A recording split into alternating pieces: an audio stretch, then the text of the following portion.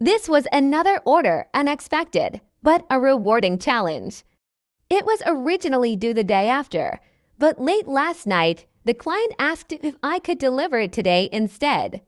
Since I had no other orders, I agreed, but let her know 10 a.m. would be the earliest I could manage. I decided on a moist chocolate cake, rich and perfect for a group of kids. I wasn't sure which cake pan to use at first. I started with an 8-inch, but after considering it, I switched to a 9-inch after already placing the parchment paper. A little waste, but I wanted the right size to make sure everyone got a piece. Once baked, I cooled the cake under an electric fan, trying to speed things up. I could still see the steam as I sliced it in half, but there was no time to wait. For the filling, I went with a generous layer of chocolate ganache.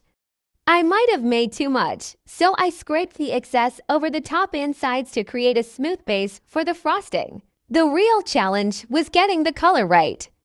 The design called for bright orange, like a basketball.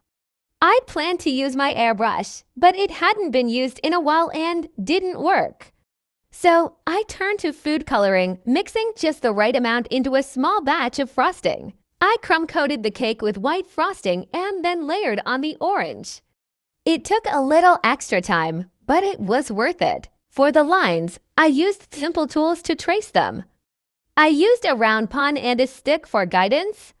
It was a small trick, but it worked well and gave me the sharp, clean look I wanted.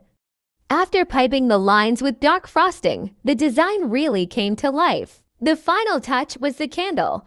I'd run out of candles, and my order hadn't arrived yet. But I had a leftover heart-shaped candle, white with gold glitter.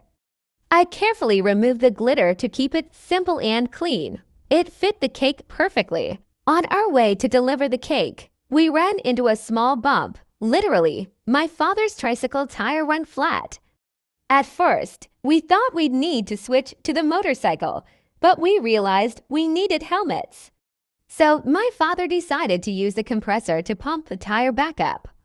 It was a small delay, but he handled it like a pro. When we finally reached the destination, I could sense the client was a bit frustrated by our few-minute delay.